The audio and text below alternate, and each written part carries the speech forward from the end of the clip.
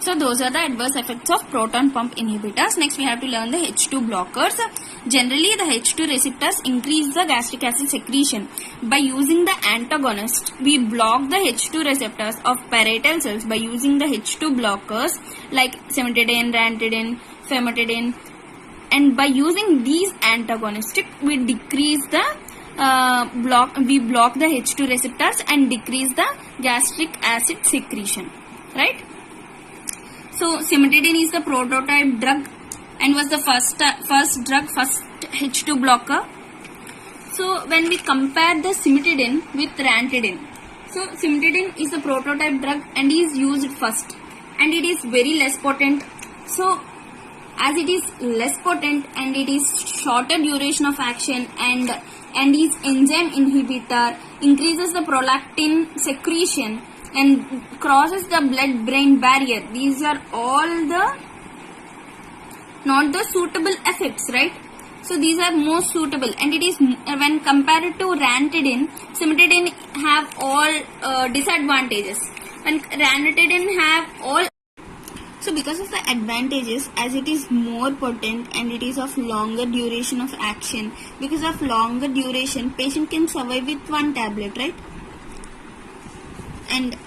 And the drug interactions were rare and they have no anti-androgenic effect. It is very important because while using cimetidine, if she is female, her menstrual irregularity will occur and it leads to many reproductive problems. And if he is a male person, leads to impotency in male, right? And it can cross blood-brain barrier and it can affect the brain and cause the cerebral paralysis and many brain-related problems. And it poorly crosses the blood-brain barrier, and it is good so that it does not affect the brain, right? So because of the all nice features of ranitidine, we prefer ranitidine than the cimetidine. But you should remember this, the cimetidine is the prototype drug and it is the first H2 blocker we recognized, right? And what are the uses? It is Helicobacterium pylori associated ulcers to treat this, and when the patient has stress ulcer, we can give these H2 blockers. And if the person use the non-steroidal anti-inflammatory drugs, and because of that if he causes the ulcers, then we can use the H2 blockers to treat him, right? And in GERD, gastroesophageal reflux diseases. So what are the adverse effects? You can say H2 blockers are used. We have to discuss the ulcer protectives. So there are two types of ulcer protectives. These are sucralfate and the bismuthium containing preparations, right? Sucralfate and bismuthium containing preparations.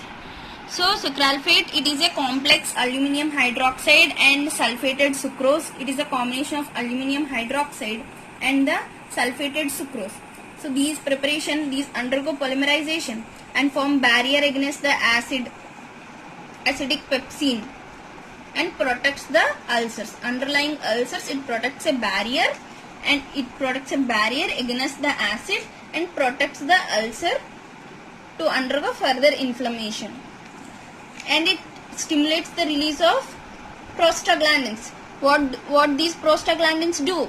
They decrease the gastric acid formation and epidermal growth locally and produces the cytoprotective effect. Obviously you have to write this word, the cytoprotective effect. What are the uses of this sucralfate? In treating the stress ulcer and in GERD, gastroesophageal reflux disease. Next we have to learn the bismuth containing preparations. The most popular one is this, the colloidal bismuth subcitrate, most commonly used also. So it stimulates the prostaglandin secretion. What it do? Decreases the gastric acid formation and it reacts with the protein in the base of the ulcer and protect the ulcer for not going the further inflammation, right? So it has to treat the antimicrobial effect of Helicobacterial pylori in combination with the antibacterial drugs. We use this CVS, right, in treating those diseases. So what is the adverse effect of using this CVS, like colloidal bismuthine subcitrate? It results in the blackening of tongue and stools, right? So next, what are the drugs that neutralize the gastric acid? So we previously learned the proton pump inhibitors, H2 blockers, and ulcer protectives. All these they decrease the gastric acid secretion, right? While these, the antacids, they do not decrease the gastric acid secretion, they neutralize the gastric acid. So this is the antacid, and these are most commonly used. These are the weak bases which neutralize the gastric acid, right? So there are two types of antacids. These are non-systemic antacids and systemic antacids. So in non-systemic antacids, we use the combination of magnesium hydroxide and aluminum hydroxide, and these form the chloride salts in stomach and react with the bicarbonates, and they neutralize the acid formation, acid in the stomach, and protect the gastric layer, right? So I previously said we use a combination of magnesium hydroxide and aluminum hydroxide, right?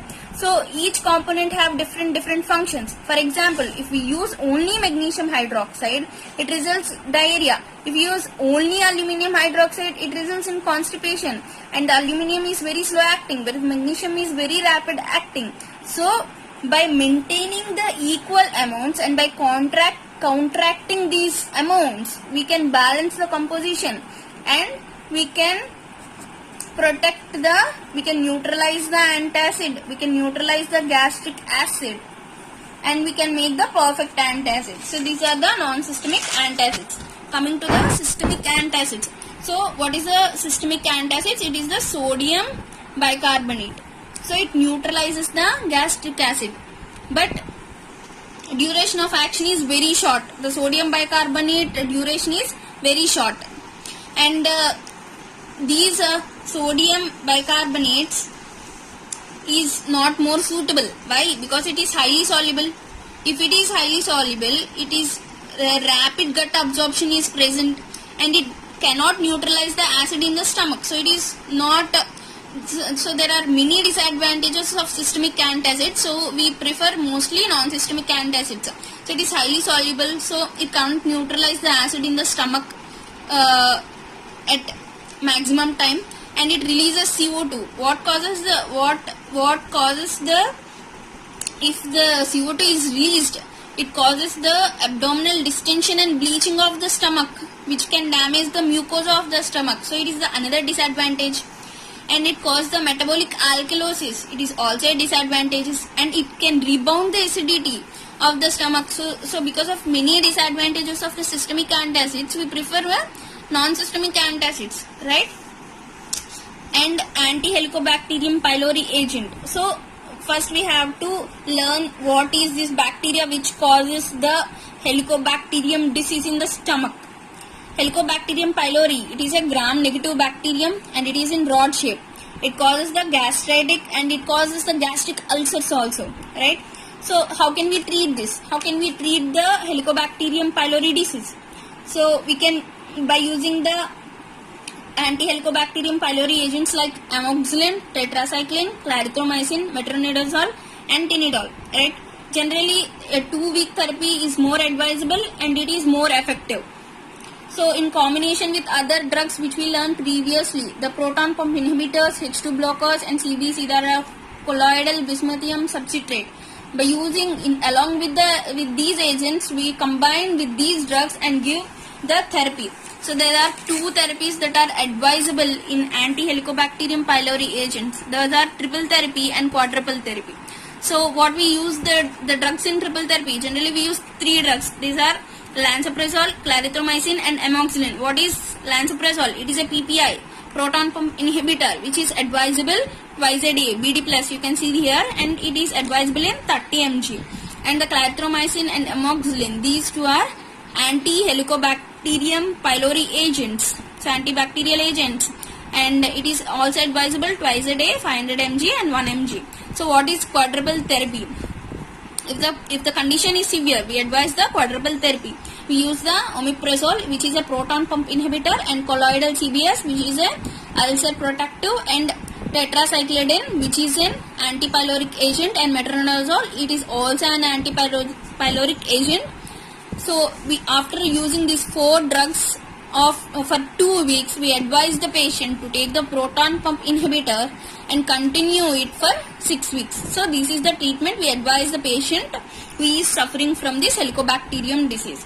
So this is an essay question. Please read it properly, and the link is given in the description box of these whole notes. You can copy from it. Thank you. Please do subscribe to my channel.